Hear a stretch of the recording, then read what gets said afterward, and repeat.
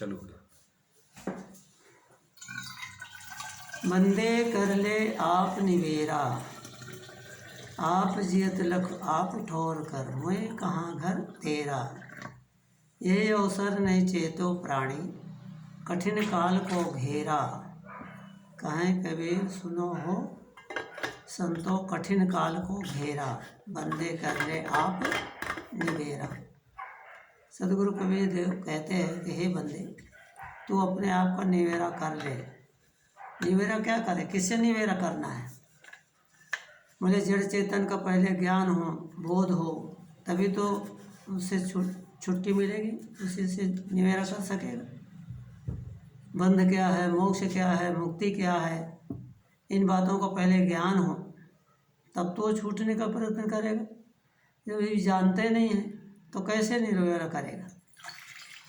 आज संसार में लोग फंसे पड़े हैं, कितने फंसे हैं सब, वो कहाँ निवेरा करें, वो जानते ही नहीं हैं। इसीलिए सब विषयों में संसार के अटके हुए हैं। जितने भी जीव हैं सब भटके पड़े हैं।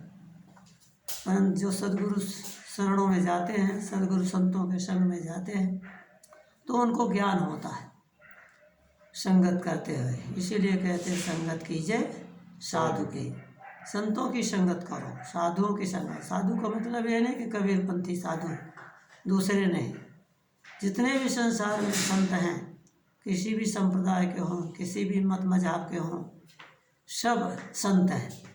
तो उनकी संगत के लिए साहब कहते हैं अच्छों की संगत करो। बुरे तो संसार में बहुत है, और ये मन बुराइयों में बहुत जल्दी लगता है। संसार के प्रपंच की बातें हैं तो बहुत जल्दी लगेगा, और बहुत उनमें दौड़ के जाएगा, बहुत सुनेगा। और जहाँ सत्संग है, संत है, संतों के द्वारा जो विचार अच्छे मिलना है, वहाँ पर बहुत कम जाते हैं। और जो जाते हैं उनके जीवन का कल्याण हो जाता है, क्योंकि उनके विचारों को हम सुन करके तब हम संसार से निवेरा करने को सोचते हैं। संसार के बंधन क्या है उनको हम जानते हैं, और जब जान पाते हैं तब उनको त्यागते हैं, छोड़ते हैं। इसीलिए साहब कहते हैं बंदे कर ले आप निवेरा। हे बंदे, तो इस संसार के विषयों से निवेरा कर ले। तो ये मत सोच कि मैं ऐसे किसी देवी के, देवता के, ईश्वर के, ब्रह्म के, परमात्मा की आराधना करूं तो मुझे उससे छुट्टी मिल जाए। तुझे अपने आप ही करना है।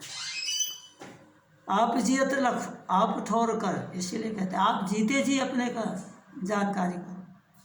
आपको जब तक अपनी जानकारी नहीं होगी, अपना बोध नहीं होगा, अपने स्वरूप में स्थिति नहीं होगी, ठहराव नहीं होगा, तब तक आप कैसे जीवन का कल्याण करेंगे? जब पहले अपना कल्याण तब जीवों का कल्याण। इसीलिए साहब कहते हैं आप जियत लख, जीते जी लखना है, जीते जी देखना है, जीते जी समझना है। लखने का मतलब समझना, ध्यान देना है। आप जियत लख आप ठोर कर। ठोर क्या है? जगह। बोलते हैं अपनी जगह बनाओ। जानते हम नहीं, और सब बोलते हैं, कहते हैं साहब साहब सबका है, मोही अंदेशा। और साहब से परिचय नहीं तो बैठोगे कि ठो। साहब कहते हैं साहब से जानकारी है नहीं। साहब किसे कहते हैं? साहब सबका स्वामी है। सबका स्वामी किसका है? सारी दुनिया का स्वामी नहीं। सबका स्वामी मतलब ये शरीर के जो मन इंद्रियां हैं, इन सबका स्वामी है वही आत्मा है, चेतन है, जीव है, रूह है, स्वस्वरूप है, जिसको कहते हैं स्वस्वरूप अनुसंधानम भक्ति रीति विधीयते। अपने स्वरूप का ज्ञान आप ठौर कर, तब हमारे को अच्छी जगह मिलेगी। ठौर करने का मतलब अच्छा निर्वाह कर। आप जब आप ठौर कर, मोहे कहाँ करते हैं? हम कह के मोहे पर कल्याण करेंगे, मरने पर कल्याण करेंगे। लोग कहते हैं अरे अभी से क्या भजन करते हो, जब वृद्ध हो जाओ तब करो। अब वृद्ध होने पर क्या भजन करेंगे? जहाँ मन इंद्रियाँ साथ नहीं देती, आँख से दिखता नहीं, कान से सुनाता नहीं, तो बोले क्या भजन करेंगे? भोजन तो करेंगे, भोजन तो सब जो जब तक शरीर नहीं छूट जाएगा तब तक करेंगे, पर भजन होना बहुत कठिन है। तो साहब कहते हैं कि आप जियत लख आप ठौर कर, मोहे कहाँ घर तेरा। मरने पर कहाँ है? तुम कहो कि मैं घर, अब घर नहीं छोड़ना है। अरे कहाँ तेरा घर है? जहाँ शरीर छूटेगा तो घर का संबंध छूट गया। घर का ही नहीं, पूरे संसार का संबंध छूट गया। कहाँ पर जाएगा, क्या करेगा, कहाँ जन्म लेगा, ये कोई पता नहीं। इसीलिए साहिब यहाँ पर कहते हैं कि मुझे कहाँ घर तेरा। मरने पर कोई घर नहीं है जिसको तू अपना ममता बनाए, मोह बनाए। मेरा घर, मेरा घर, मेरा मार्ट, मेरा मंदिर, मेरा दुकान, मेरा फैक्ट्री, मेरा कंपनी, सब मेरा मेरा कर दे। कहते हैं मेरा राष्ट्र। मेरा राष्ट्र क्या करता है? जहाँ जन्म शरीर छूटेगा कहीं भी आप पहुँच जाओ। तो बोलते जीते जी समझना है, मुझे कहाँ घर तेरा। यही अवसर में चेतो प्राणी, अंत कोई नहीं तेरा। यही अवसर मतलब ये बहुत सुंदर मनुष्य शरीर मिला है।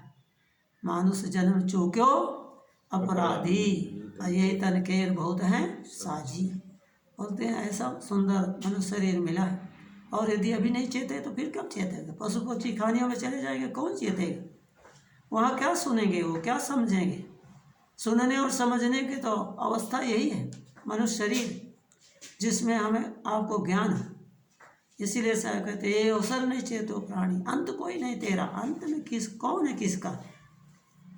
आज देखो कोरोना ऐसा आए बीमारी जिसको बोले लोग, और कितने लोग, लाखों लाखों लोग चले गए, परंतु कोई उनके पास तक नहीं जा पाया।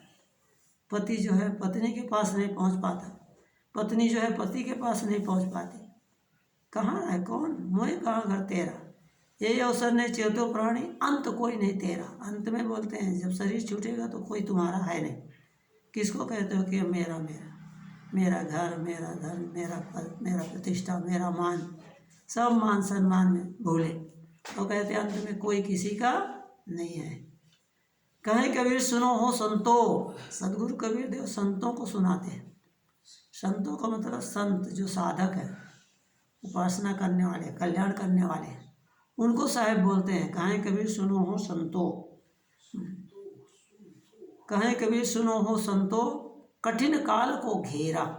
बोलते हैं जो काल, काल माने कल्पना, कल्पना माने वाणी जाल, खानी जाल, वाणी जाल, ये सब इनका घेरा जो है, इस घेरा से कोई निकल नहीं पाता जल्दी। बहुत भाग्यशाली है जो निकल जाते हैं, नहीं तो सरकार या कबीर साहेब, सदगुरु कबीर साहब सब मिटाना चाहे। इस जाति पाति सब वैष्णव संत में बड़े बड़े संत हुए, वो भी सभी घेरों को तोड़े कि जाति पाति नहीं, सब एक है। मानव मानव सब एक है, मनुष्य सब एक है। कौन ब्राह्मण, कौन क्षत्रिय, कौन शूद्र, कौन वैश्य, बोले कोई नहीं, सब एक है। परंतु ये घेरा बना हुआ, घेरा बंदी को तोड़ना बहुत कठिन है। माने संत है, विरक्त हो गए, फिर भी नहीं टूटता। कहते कहाँ हमारा जन्म? बोलते हैं यहाँ है, फलाना है, उत्तर प्रदेश में, बिहार में, कोई कहता गुजरात में, कोई कहता मद्रास में, केरल में है, कहाँ अमेरिका में है। कहाँ कहाँ मानंदी के लिए है? अरे संत हो गया बस, सबका है, पूरे विश्व, पूरे विश्व का है। संत का मतलब है कणंतम आर्य विश्वम। हमारे यहाँ कहते हैं विश्व में पूरे आर्य जो है, जो महापुरुष हैं पूरे विश्व के होते हैं, एक जगह के नहीं होते। पर लोग मानंदी बने रहते हैं। इसीलिए साहब कहते हैं कठिन काल को घेरा। बोलिए जो काल का, कल्पना का, वाणी जाल का घेरा है वो बहुत कठिन है। इसलिए उसको समझो और समझकर अपना कल्याण करो। बोलो सद्गुरुदेव की जय।